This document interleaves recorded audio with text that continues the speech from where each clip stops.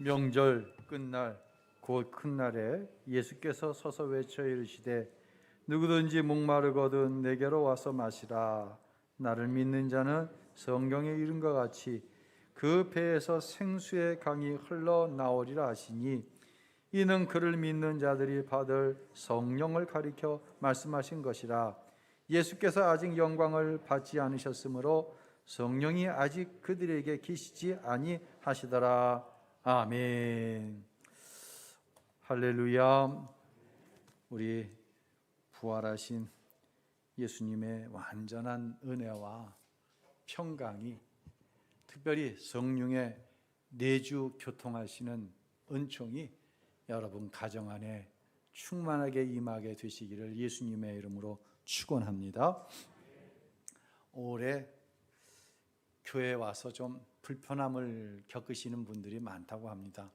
어린이주일, 어버이주일, 오늘 부부주일로 지키는데 나랑 별로 관계가 없어요. 어린이주일인데, 부부주일인데, 어버이주일인데 관계가 없어요. 때로는 아이하고 같이 와서 예배드리는데 목사님 설교가 불편한 내용들이 있어요. 그래서 어렵다고 합니다. 설교하는 목사도 어려워요. 5월달은요, 목사는 부부싸움하면 안 됩니다. 만약 어제 부부싸움하고 오늘 부부주일에 관한 설교를 하면 아내가 뭐라고 그러겠어요? 너나 잘하세요. 그러지 않겠어요? 또 제 자녀들은 뭐라고 하겠어요? 우리 아빠는 설교는 참 잘하시네. 실질적으로 목회자의 자녀들 가운데, 교인들 가운데 그러한 이유로 인해서 교회에 나오지 않는 자녀들이 적지 않다고 하는 것입니다. 먼저 이 시간 여러분을 축복합니다. 여러분, 어떤 상황 속에서도 가정을 포기하지 마십시오. 여러분 한 사람 한 사람이 예수님으로 거듭나서 변화된 삶을 살고 있지 않습니까? 내가 포기할 수밖에 없다고 하는 그 사람이 가족 안에 누가 되었든지 간에 예수로 거듭나면 할렐루야, 변화되는 역사가 반드시 나타나게 될 줄로 믿으시기를 바랍니다. 예수님 이외에는 가정이 살아나는 역사는 나타나지 않습니다. 누누이 말씀드립니다. 세미나 얼마나 많이 해봤습니까? 유익한 교양 서적 얼마나 많이 읽었습니까? 안 됩니다. 그것은 안 됩니다. 예수의 이름밖에는 없습니다. 이유가 무엇일까요? 인류 최초의 가정이 아담과 하와의 가정이죠. 마귀가 이 가정을 미혹했습니다. 하나님이 따먹지 말라고 하신 선악과를 따먹음으로 죄에 빠져들어갔죠. 그 이후로 모든 인생들은 이 땅에서 저주받은 삶을 살다가 영원한 지옥에 갈 수밖에 없게 되었습니다. 가정 자체가 불행하게 된 것이에요. 하나님이 보시기에 심히 좋았더라. 이것이 최초의 가정인데, 아담은 자신이 지은 죄를 하와 탓을 하고, 하와는 하나님께서 만드신 전 배 때문이라고 하나님 탓을 하게 됩니다. 여기에 무슨 평안이 있고 여기에 무슨 사랑이 있을 수가 있겠습니까? 죄의 문제입니다. 죄의 문제는 오직 예수의 이름만이 해결할 수 있는 줄로 우리는 분명히 믿습니다. 그래서 예수의 이름 위에는 안 된다는 거예요. 제가 청소년 시절에 목사님이 설교하실 때 뭐 좀 나쁜 일이 있으면, 가정 안에, 개인 안에 악한 것이 있으면 다 마귀의 역사라고 하는 거예요. 아유, 제 안에 마귀가 불쌍한 마음이 들더라고요. 분명히 그 사람이 잘못했는데, 분명히 내가 잘못했는데 우리 목사님은 무조건 마귀 탓을 하는 거예요. 세월이 흘렀어요. 여러분은 어떻게 생각하세요? 내가 잘못한 것 아닙니까? 내 남편이, 내 부모가, 내 자식이 잘못한 것 아닙니까? 왜 마귀 탓을 합니까? 무슨 의미일까요? 어느 50대 초반의 남자 권사님 집안에서 있었던 일이에요. 고등학교 다니는 딸이 있는데 머리는 정말 무슨 색이라고 표현할 수도 없는 색으로 염색을 하고 다니고, 옷차림은 부모인 내 눈에뿐만 아니라 누가 보더라도 거슬릴 수밖에 없고, 왜 세상에 좋은 친구들 많은데 그런 친구들하고만 어울려 다니는지 알 수가 없어요. 정말 부모의 마음이 터질 것 같아요. 그날도 아침에 학교에 가는 딸을 향해서, 얘야, 학교 끝나면 바로 집으로 와라. 그랬는데 그날따라 늦게 들어온 딸아이를 거실에서 아버지가 마주친 거예요. 보니까 분명히 아침에 학교 갈 때는 교복 입고 가잖아요. 근데 어디서 갈아입었는지 정말 흉측하게 이를 데 없는 옷을 입고 집으로 들어오는 딸과 마주친 거예요. 아버지 권사님이 화가 났어요. 이제 늦은 귀가와 이상한 복장을 가지고 야단을 치자 이 딸아이가 아빠에게 막 대드는 거예요. 그만 아버지가 흥분을 이기지 못해서 딸아이의 뺨을 내리치고 말았습니다. 뺨을 맞은 딸아이가 더 흥분을 해갖고 아버지에게 이런 얘기를 하는 거예요. 나는 아버지에게서 예수님을 본 적이 한 번도 없어요. 아버지는 너무 큰 충격을 받은 거예요. 그리고 딸아이는 자기 방문을 꽝 닫아버리고 들어가 버립니다. 아버지는 안방에 들어와서 다리가 풀려 그만 불썩 주저앉고 말았어요. 그리고 통곡을 하고 말았습니다. 하나님 앞에 회개했습니다. 그리고는 땅에 방문을 두들겼어요. 방으로 들어간 아버지는 예수님의 모습을 보이지 않고 율법적으로 가리키기만 했던 자신의 잘못을 딸 앞에 시인하면서 그 자리에 무릎을 꿇었습니다. 딸 앞에 무릎을 꿇은 것이, 딸은 아버지의 이 모습에, 자기 앞에서 예수님의 모습을 보이지 못한 아버지를 용서해달라고 하는 아버지의 그 말에 너무 당황을 했습니다. 그리고 딸 역시 아버지 앞에 무릎을 꿇었어요. 그리고 생전 처음 그렇게 잘못한 것을 잘못했다고 지적해도 잘못했다고 한 번을 이야기하지 않던 딸이 아버지의 이 모습에, 아버지, 제가 잘못했어요. 아버지, 죄송해요. 눈물을 흘리며 아버지와 딸은 서로를 꼭 끌어안고 서로를 용서했습니다. 사랑하는 성도 여러분, 우리가요, 주의 훈계로 자녀를 양육해야 된다라고 하는 이 말을 잘 이해를 해야 됩니다. 교회 가라, 말씀 묵상해라, 밥 먹을 때 기도해라, 가르치는 건 여러분 참 중요합니다. 가르치는 대로 되는 것은 아니지만 여러분, 가르치는 거 너무 중요합니다. 뭐 때가 되면 한다고요? 은혜 받으면 한다고요? 맞는 얘기인데 가르칠 것은 가르쳐야 합니다. 그런데 말입니다, 자녀들이 부모를 향해 환한 마음을 가지고 있으면 아무리 바른 신앙 교육을 해도 소용이 없다고 하는 사실을 잊어서는 안 돼요. 가라 하니 가고 하라 하니 하는 거예요. 여러분, 이거는요, 주의 훈계로 양육하는 것이 아닙니다. 에베소서 6장 4절은 이렇게 말씀합니다. 함께 읽어볼까요? 또 아비들아, 너희 자녀를 노엽게 하지 말고 훈계로 양육하라. 주의 교훈과 훈계로 양육하라 하기 전에 뭐라고 얘기해요? 너희 자녀를 어떻게 하지 말라? 노엽게 하지 말라는 거예요. 그렇지 않으면 자녀의 부모를 향한 환한 마음에 뭐가 생기냐면 상처가 생기는 거예요. 이 상처는 마음에 누가 틈을 타요? 마귀가 틈을 타는 거예요. 정리해 봅시다. 마귀 때문에 맞습니다. 그런데 마귀가 역사하게 된 상처난 마음을 누가 만들었어요? 부모가 만들었어요. 이 사실은 우리는 주목해야 돼요. 아무리 열심히 신앙생활하라고 가르쳐도 내 안에 성령님이 내주하시지 않으면요, 나 때문에 내 자녀가, 나 때문에 내 남편과 내 아내가, 내 부모가 상처를 받고 그 상처로 인해서 마귀가 역사한다고 하는 사실을 우리는 잊어서는 안 된다는 얘기예요. 교회 안에서도 마찬가지. 이것은 내가 처한 어떤 공동체에서도 같은 원리예요. 서로를 향한 진정한 용서와 화해가 있어야 합니다. 그렇지 않고 내 안에 상처가 남아있어요.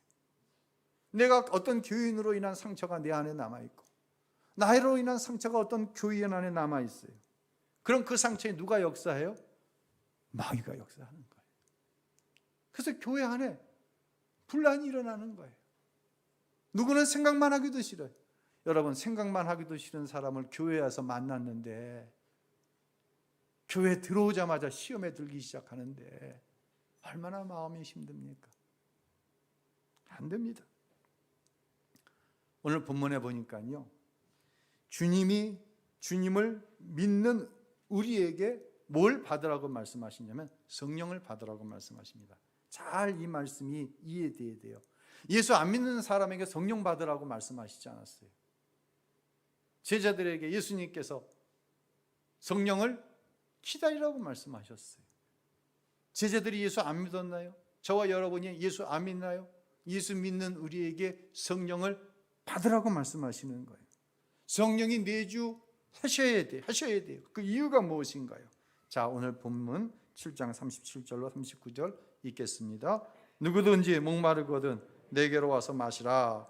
나를 믿는 자는 성경에 이른 것 같이 그 배에서 생수의 강이 흘러나오리라 하시니 이는 그를 믿는 자들이 받을 성령을 가리켜 말씀하신 것이라. 아멘.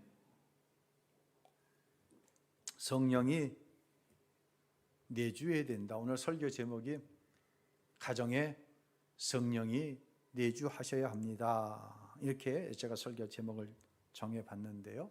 성령이 내 안에 사신다, 거하신다라는 뜻이죠. 성령이 내주하시지 않으면요, 어떤 하나님의 말씀을 들어도 예수님께서 직접 이 강단에 서셔서 여러분에게 말씀하셔도 머리에 지식으로 쌓일 뿐이지 그저 가슴으로 그렇습니다, 옳습니다, 아멘, 아멘, 아멘, 그렇다고 해서 심령이 살아나는 게 아니에요.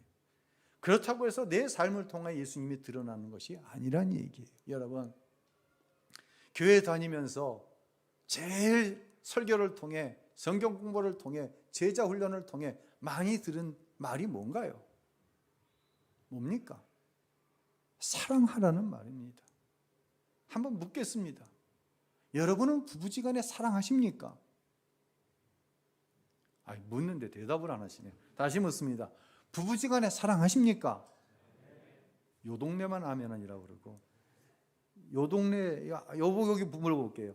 여러분은 부부간에 사랑하십니까? 사모님은 왜 아멘 안 하십니까? 여러분, 이 웃을 일이 아닙니다. 웃을 일이 아닙니다. 여러분의 자녀에게 물어보십시오. 너희들은 엄마든 아빠든 내 안에서 예수님의 모습을 보냐? 여러분, 이게 웃을 일이 아닙니다.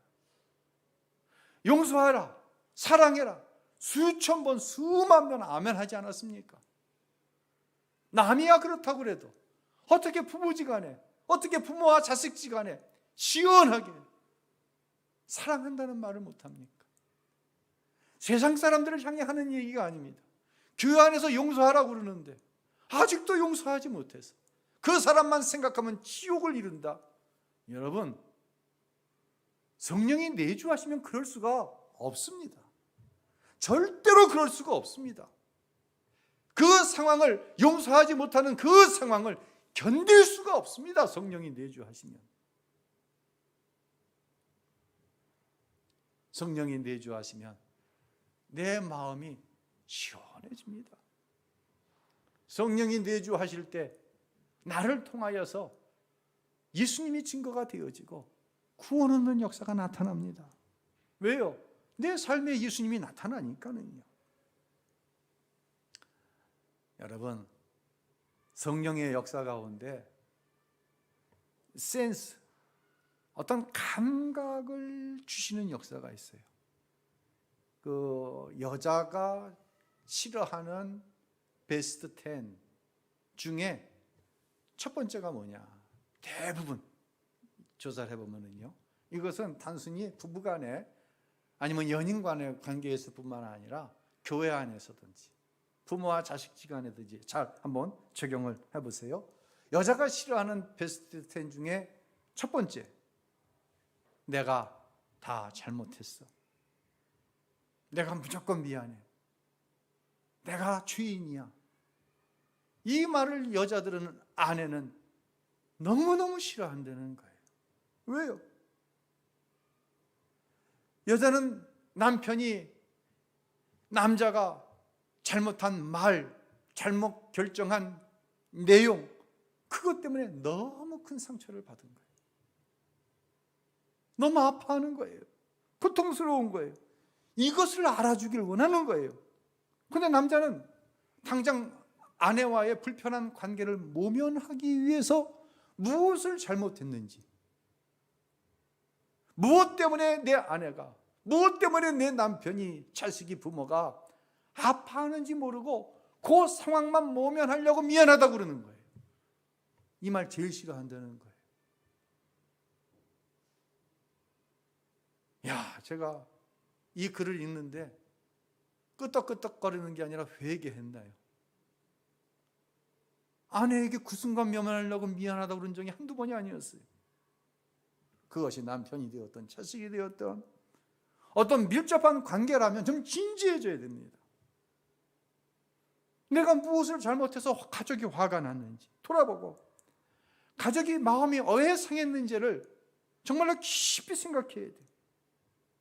그리고 이러한 나의 말과 행동과 결정으로 당신 마음을 다치게 해서 너무 미안해. 당신이 화날 만해. 이것이 있어야 된다는 거예요.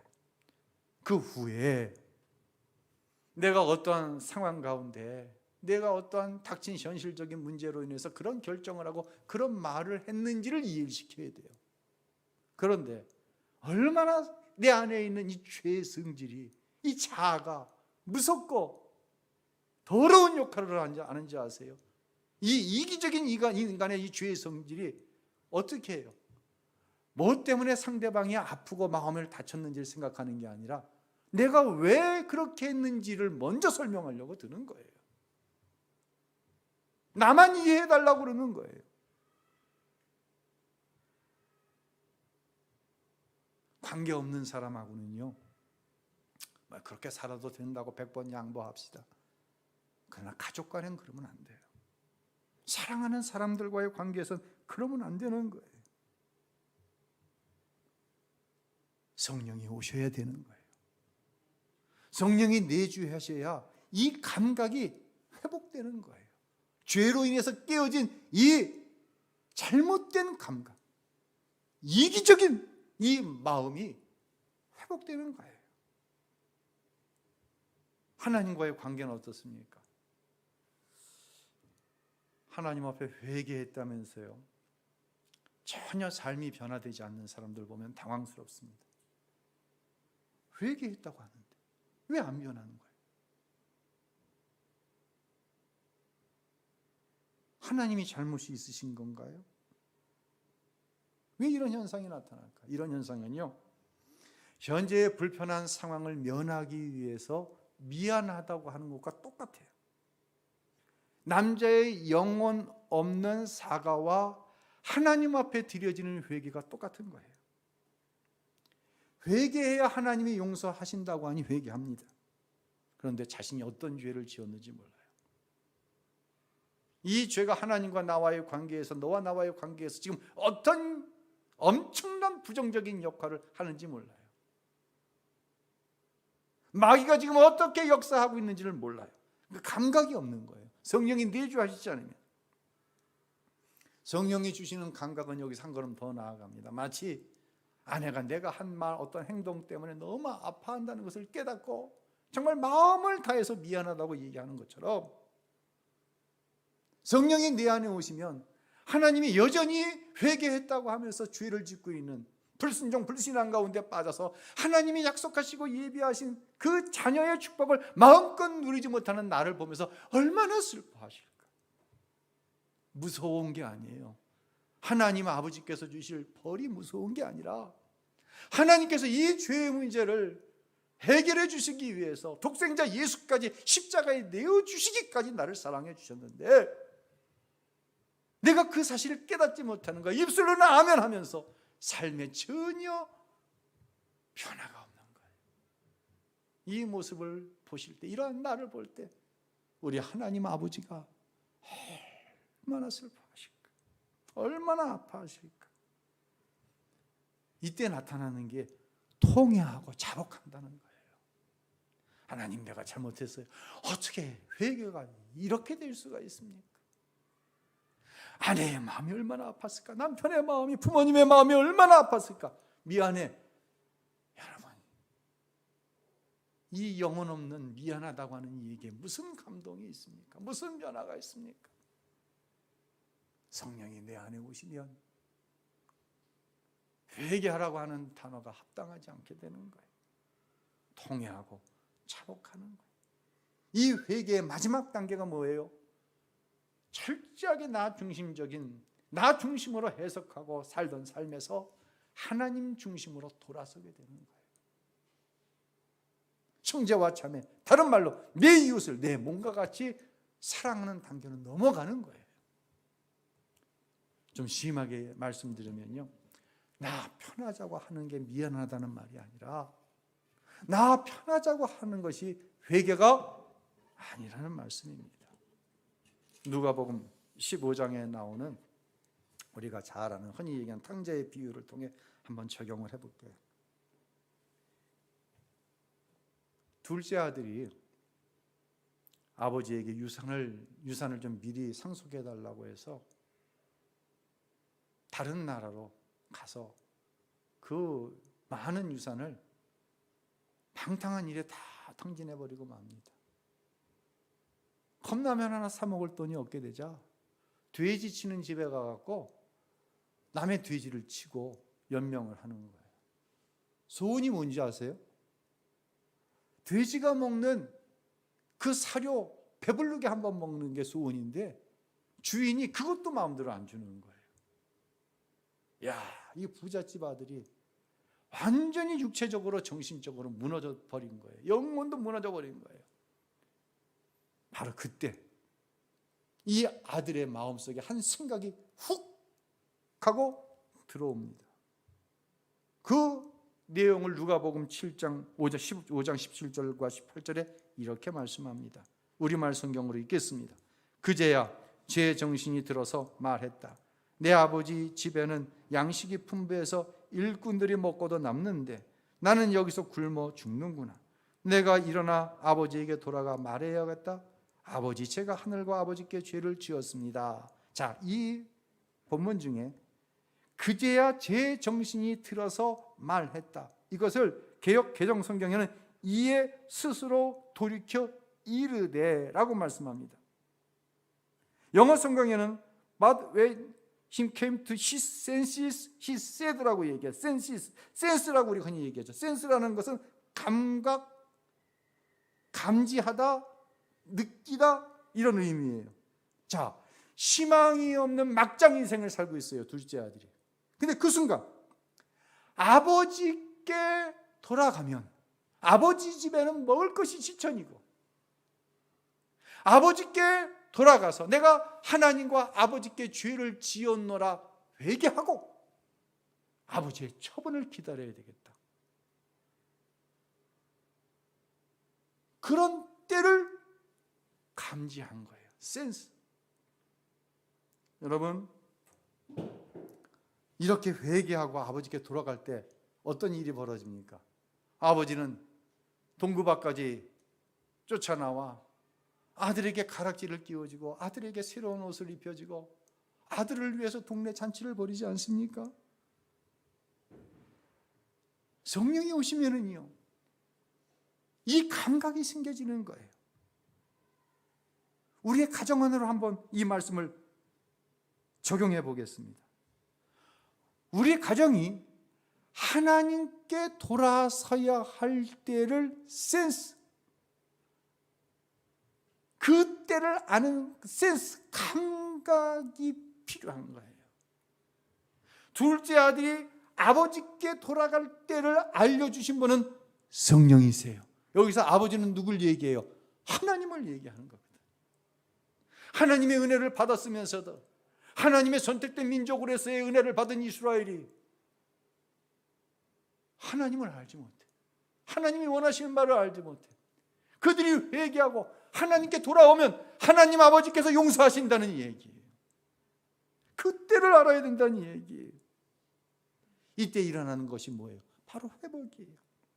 저는요, 초등학교 때 처음 교회 다니기 시작해서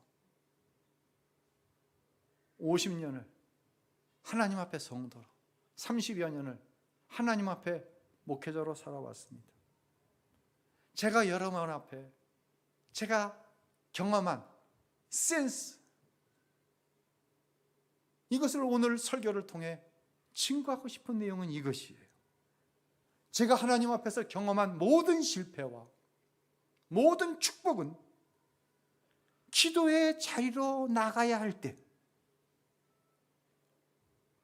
예배의 자리로 나가야 할 때, 말씀의 자리, 사명의 자리, 용서의 자리, 회개의 자리로 나가야 할 때를 감지하는 것으로부터 출발됐어요. 분명히 이때는 회개의 자리, 예배의 자리로 나가야 할 때야. 감지하지 못해. 실패 가운데 나가는 거야. 고난 속으로 들어가는 거야. 왜? 그때를 하나님께서 깨닫게 하시기 위해서. 하나님께서 지금은 기도해야 할 때다. 하나님께서 지금은 금식해야 할 때다. 하나님께서 지금은 암흑의 성도를 위해서 기도하고 이러한 호의를 베풀어야 할 때라고 감지하게 하실 때를 놓쳐버릴 때 실패했어요. 하지만 그 때를 감지하게 하셨을 때 성령께서 순종할 수 있는 믿음을 주시고 성령의 은혜로 그 순종함으로 그것을 감당해 나아갈 때 하나님은 축복하셨어요. 이 축복이라고 하는 이야기를 여러분은 무엇인지 잘 아실 거예요. 여러분은 어떠십니까? 실패하고 있습니까? 가정의 현재의 상황이 낙심적이고 절망적입니까? 그때 성령께서 여러분에게 무엇라고 말씀하시는지 여러분은 감지하고 있습니까? 기도의 자리로 나아가라고 하는 그 음성을 감지하고 계십니까? 아니면 원망하면서 가족 간에 원망을 넘어 서로를 저주하면서 불평하면서 탄식하면서 포기의 자리로 나가고 있지는 않냐는 얘기예요. 성령의 내주하심일까요? 여러분 스스로에게 질문해 보세요. 만약에 성령이 내 안에 내주하고 계시다고 한다면 이 때를 알려주시지 않을까요? 내가 무엇을 해야 할 것인가를 성령이 알려주시지 않을까요?